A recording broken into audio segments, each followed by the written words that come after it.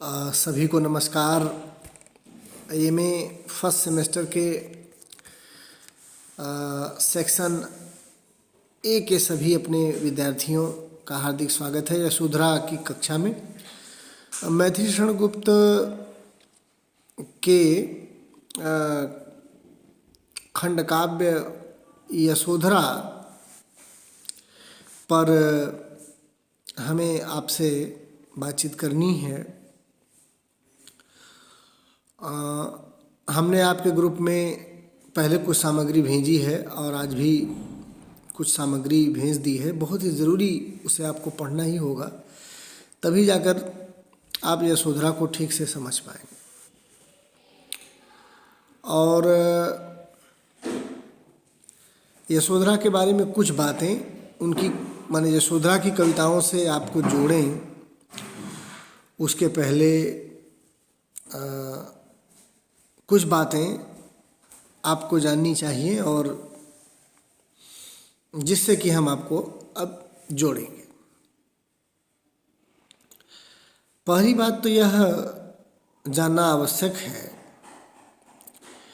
कि भारत भारती और साकेत लिखने के बाद माने लगभग 52-53 रचनाएं कुल की हैं मैथिली शरण गुप्त ने भिन्न भिन्न प्रकार की, जिसमें भारत भारती, साकेत और यशोधरा अलग से रेखांकित की जाती हैं। उनका एक अलग महत्व है उनके पूरे रचना कर्म में, जिसमें से यशोधरा आपके कोर्स में लगाई गई है और भारत भारती और साकेत के बाद की रचना है। मैथिली शरण गुप्त द्विवेदी युग के बड़े कवि हैं और अगर अज्ञेय के शब्दों में कहें, अज्ञेय ने यशोधरा की भूमिका लिखते हुए लिखा है कि हिंदी की वाचिक परंपरा का अंतिम महान कवि था मैथिली शरण गुप्त, और उन्होंने माना है कि उनकी पीढ़ी के माने अज्ञेय की पीढ़ी के तमाम रचनाकार मैथिली शरण गुप्त की कविताएं पढ़कर हिंदी की काव्य परंपरा से परिचित हो रहे थे। ये एक अपने आप में बड़ी बात इसलिए है क्योंकि अज्ञेय जिस धारा के कवि हैं, हिंदी में प्रयोगवाद के और जो शिल्प और काव्य भाषा और कला पक्ष के समर्थक कवि हैं, वे मैथिली शरण गुप्त से कैसे जुड़ते हैं, जबकि मैथिली शरण गुप्त विशुद्ध रूप से इतिवृत्ति के कवि हैं। लेकिन इस यशोधरा को पढ़ने के क्रम में आपको ये जानना पड़ेगा और ये जानना ज़रूरी है कि मैथिली शरण गुप्त के दौर में हिंदी कविता की जो धारा है, उसकी जो चेतना है, वो किस दिशा में थी। उसमें मैथिली शरण गुप्त का जो स्थान है, जो उनकी भूमिका है, वो किस तरीके से उभर कर आ रही थी, ये जानना बहुत ज़रूरी है।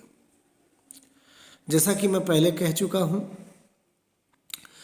कि मैथिली शरण गुप्त द्विवेदी युग के कवि हैं। हरिऔध और मैथिली शरण गुप्त दोनों द्विवेदी युग के बड़े कवि थे, दो बड़े कवि थे, जिसमें मैथिली शरण गुप्त को राष्ट्रकवि का दर्जा हासिल है। राज्यसभा के वे सदस्य तक रहे, लंबे समय तक, एक दशक तक वो राज्यसभा के सदस्य रहे। ये किसी भी हिंदी कवि के लिए बड़े गौरव की बात है। उनकी लोकप्रियता और उनका जो देशव्यापी प्रभाव है उस दौर में, वो इस बात का प्रमाण है।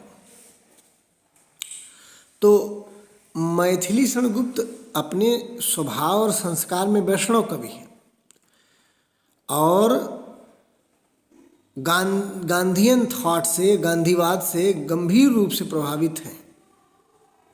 उनका विचार गांधीवाद को पूरी तरह से स्वीकार करता है और आज़ादी की लड़ाई के वे सक्रिय कार्यकर्ता रहे हैं गांधीवादी लोगों के साथ।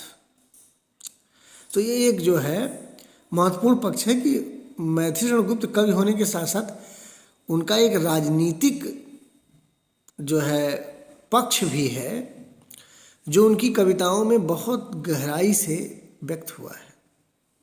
हालांकि आप यह नहीं कह सकते कि मैथिलीशरण गुप्त कोई पॉलिटिकल किस्म के कवि थे या राजनीति उनकी कविता का मुख्य विषय, जैसे रघुवीर सहाय वगैरह के यहाँ बाद में आप देखते हैं उस तरह का राजनीतिक अप्रोच कविताओं में नहीं देखने को मिलेगा।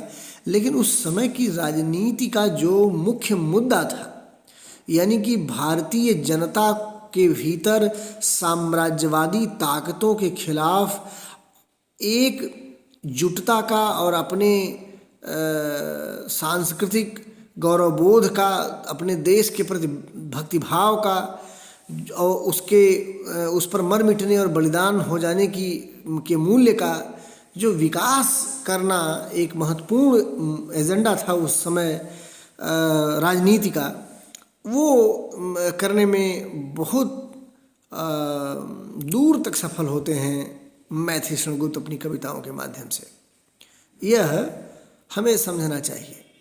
माने मैथिलीशरण गुप्त की कविताओं की जो राजनीति है वह दरअसल भारतीय जनता के भीतर उस सांस्कृतिक बोध को पैदा करने में निहित है, जिस सांस्कृतिक बोध के पैदा होने माने जिस सांस्कृतिक बोध के बिना पैदा हुए हम अंग्रेजी ताकत का, अंग्रेजी साम्राज्य की जो सांस्कृतिक हमले थे या जो उनका राजनीतिक आर्थिक वर्चस्व था उसको व्यवस्थित ढंग से फेस नहीं कर सकते। उसके लिए भारतीय लोगों के भीतर राष्ट्रीय चेतना और देशभक्ति के पहले एक सांस्कृतिक गौरवबोध और सांस्कृतिक साझेपन की पूरी परंपरा को रेखांकित करना और उसका बोध कराना बहुत ज़रूरी था। जब तक हम अपनी सांस्कृतिक एकता, सांस्कृतिक साझेपन को नहीं जानेंगे तब तक हमारे अंदर देशभक्ति और राष्ट्रीय एकजुटता का तत्व आ ही नहीं सकता। इस नज़रिए से बड़े ऐतिहासिक कार्य को पूरा करती है मैथिलीशरण गुप्त की कविताएं।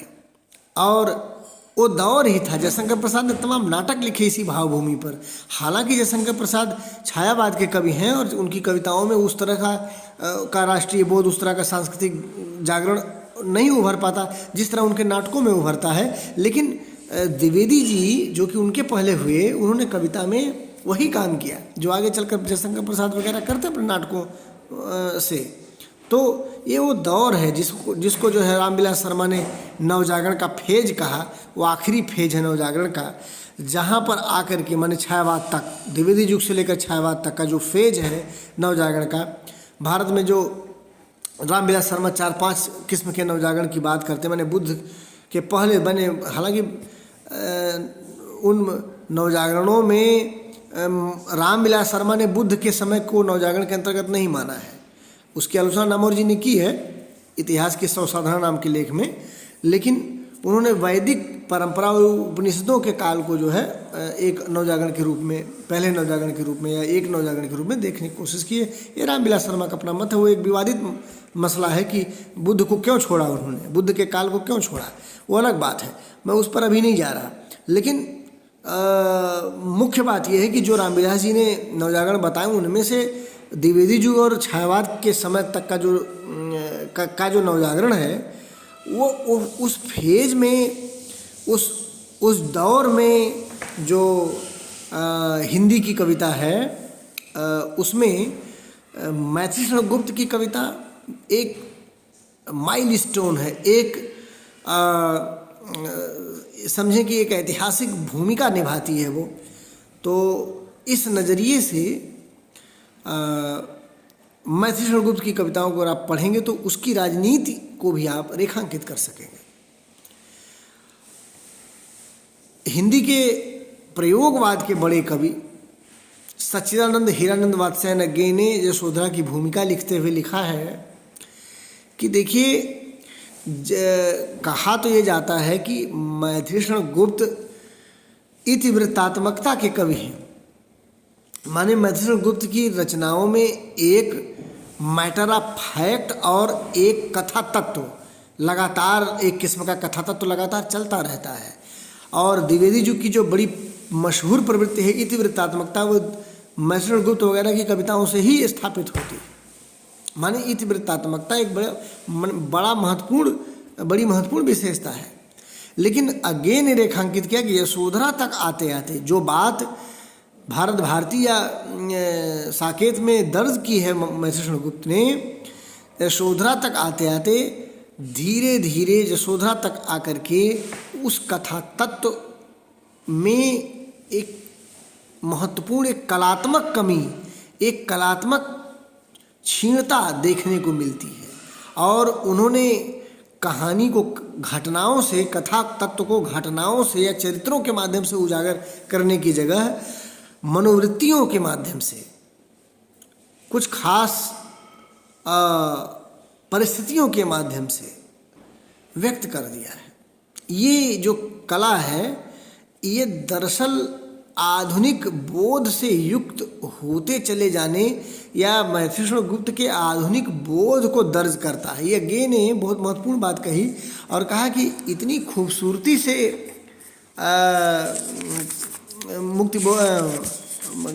मैथिलीषण गुप्त ने इतनी खूबसूरती से इस चीज़ को पिरोया है यशोधरा में कि वृत्तांत को लगभग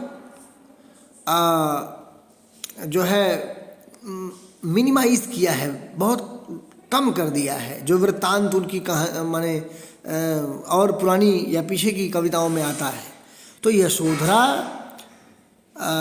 साकेत में कथा जैसे कही जाती है, लेकिन यशोधरा में कथा तत्व जो है वो उसमें निहित है, पूरी तरह से पचा लिया जाता है रचना में, और वृत्तांत लगभग नहीं है। और जहाँ थोड़ा बहुत है भी, वहाँ यथासंभव नाटकीय संवाद का रूप दे दिया गया है। तो ये जो बड़ा परिवर्तन है, जिसको ठीक ठीक पहचाने बिना आप यशोधरा का सही मूल्यांकन नहीं कर सकते, और हिंदी कविता में जो स्थान है उनका, उसको ठीक जगह पर उन्हें लोकेट नहीं, उनका ठीक स्थान दिला नहीं सकते। और हिंदी की आलोचना में अज्ञे ने लिखा कि हिंदी आलोचना की पूरी परंपरा में मैथिलीषण गुप्त के इस पक्ष पर किसी ने ध्यान नहीं दिया।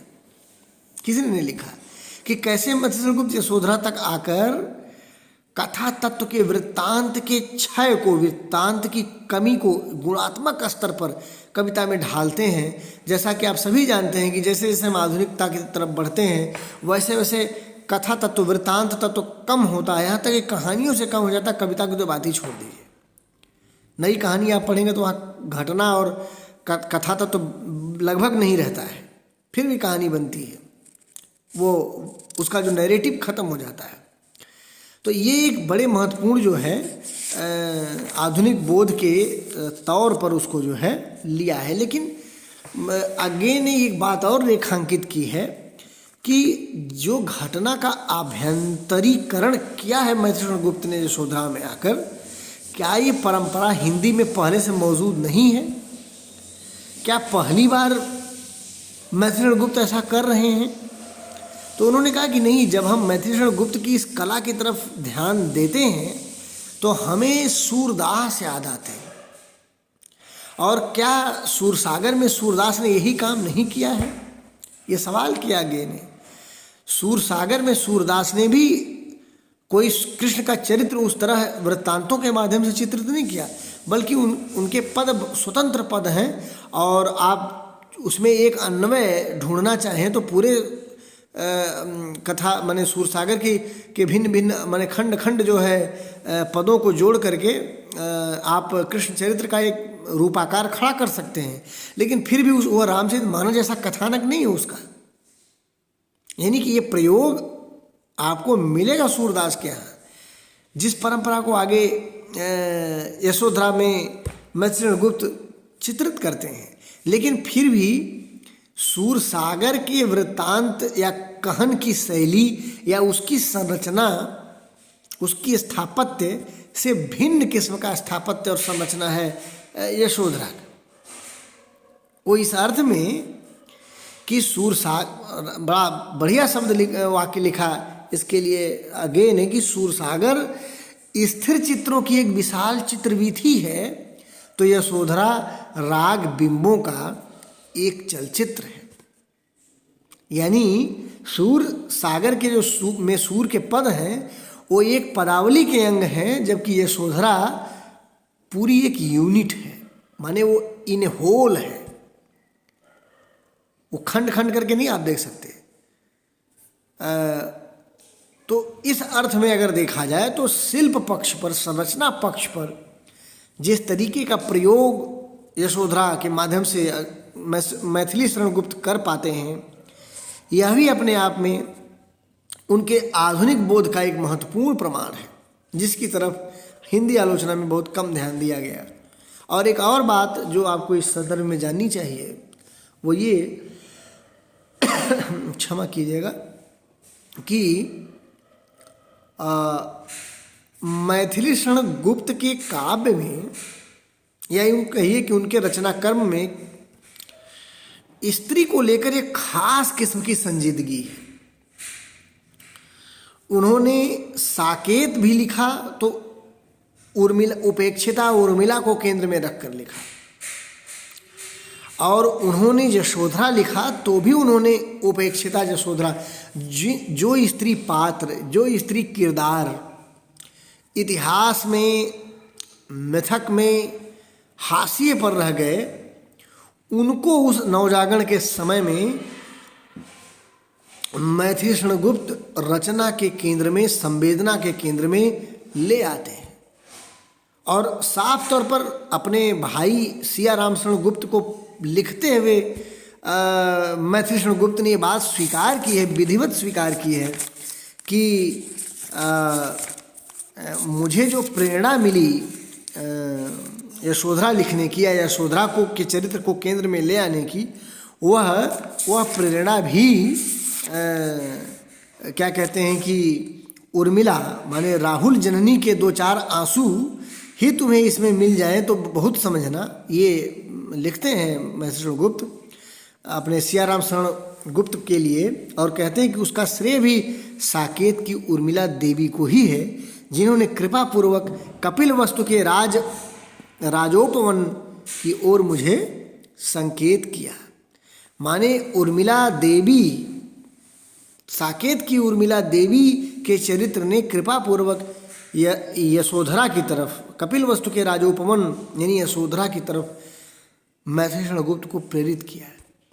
तो यहाँ भी वो उर्मिला के महत्व को छोड़ते नहीं हैं, और बुद्ध के जीवन को लेकर के, और बुद्ध और यशोधरा के रिश्ते को लेकर के, और उसमें बुद्ध द्वारा लोक कल्याण के लिए अपने बेटे और पत्नी यशोधरा को छोड़कर जाने की पूरे महाभिनिष्क्रमण की पूरी परिपाटी पर पूरी परंपरा के बीच यशोधरा की जो अपने संघर्ष हैं, एक स्त्री होने के नाते जो उसके अपने संघर्ष, जो उसका दर्प है, उसका जो स्वाभिमान है, उसकी जो गरिमा, उसकी जो डिग्निटी है, उसको बड़ी खूबसूरती से टाँका है यशोधरा में मैथिली शरण गुप्त ने।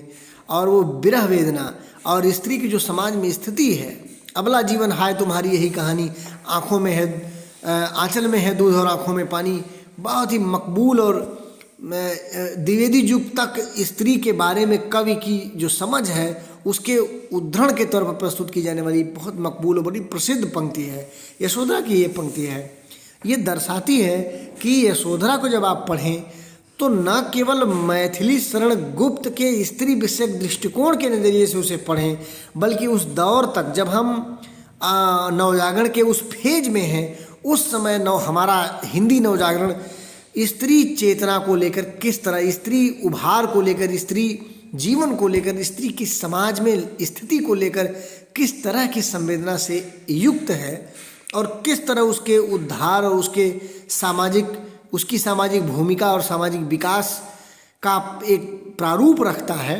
ये जानने के लिए हमें यशोधरा पढ़ना चाहिए और मैथिली शरण गुप्त को पढ़ना चाहिए।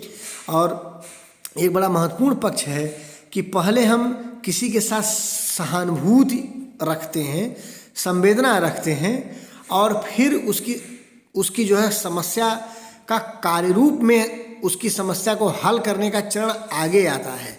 तो मैथिली शरण गुप्त के समय समस्या को रेखांकित किया गया, यानी कि द्विवेदी युग में, और छायावाद तक जा करके उसके साथ संवेदना पैदा की गई, जोड़ा गया, उसके साथ जुड़ा जो है समाज, और बाद में प्रगतिवाद और उसके बाद के साहित्य में स्त्री की समस्याओं के ठोस निदान की तरफ का काव्य हमारी कविता बढ़ती है। तो निश्चित रूप से द्विवेदी माने युग में और मैथिली शरण गुप्त के ज़माने में ऐसा नहीं कि स्त्री के उद्धार या स्त्री की मुक्ति का कोई बहुत ठोस प्रयास या ठोस खाका, कोई प्रारूप जो है कविता में आ रहा हो, ऐसा नहीं है। लेकिन जो उसका बुनियादी सरोकार है कि वो हमारी चिंता के केंद्र में ही नहीं था, उसके जीवन को भारतीय समाज की चिंता के केंद्र में, उसकी सामाजिक भूमिका को और उसकी डिग्निटी को, उसकी गरिमा को, उसके स्वाभिमान को लेकर के जो है मैथिली शरण गुप्त आते हैं। सखी वे मुझसे कह कर जाते, कह तो क्या मुझको अपनी पथ बाधा ही पाते। माने वो इस बात की कचोट है यशोधरा को कि अगर उन्हें जाना था देश कल्याण के लिए, दुनिया के कल्याण के लिए, संसार के लोगों के कल्याण के लिए, तो वो जाते, पर मुझसे कह कर गए होते। क्या मैं हर हाल में उनकी पथ की बाधा बनती? यानी स्त्री को जिस प्रकार हमारे समाज का पुरुष अपने रास्ते की बाधा समझता आ रहा है अभी तक, वो कचोट है उसके भीतर कि हमें हर हाल में अपने पथ की बाधा क्यों समझा जाता है। हम उसके पथ में जो है बाधा की जगह सहूलियत भी बन सकते हैं। तो वो अपनी उस भूमिका को लेकर उसके भीतर एक कचोट है, और यशोधरा में एक समर्पण का भी मूल्य जो है भरा है मैथिली शरण गुप्त ने। ये बात सच है कि जिस तरीके से पति को लेकर के यशोधरा के विचार यशोधरा में आते हैं, और जिस माने पारिवारिक संरचना में यशोधरा फिट है और स्थिर रहती है, उसे आप अगर आधुनिक स्त्री विमर्श के नज़रिए से देखेंगे तो वो कोई बहुत क्रांतिकारी स्त्री के तौर पर आपके सामने नहीं चित्रित हो पाएगी। क्योंकि अगर पति छोड़कर चला गया तो आधुनिक स्त्री विमर्श तो कहेगा कि उसे दूसरी शादी कर लेनी चाहिए थी, उसे अपना जीवन वहाँ होम नहीं करना चाहिए था। लेकिन ऐसा नहीं करती, वो एक आदर्श भारतीय नारी, जो तत्कालीन भारतीय समाज का आदर्श था, आज का आदर्श नहीं है, वो उस समय का जो आदर्श था उसके हिसाब से यशोधरा का कैरेक्टर, उसका चरित्र जो है गढ़ते हैं मैथिली शरण गुप्त। तो साथियों, ये जो बात है इसको आपको समझना पड़ेगा, और इस पूरी पृष्ठभूमि में हम अगली कक्षा से यशोधरा के कुछ महत्वपूर्ण स्थलों को पढ़ेंगे और आप उस पूरी कथा से अवगत होंगे। एक बात और कह के मैं अपनी बात समाप्त करूंगा कि यशोधरा केवल कविता नहीं है।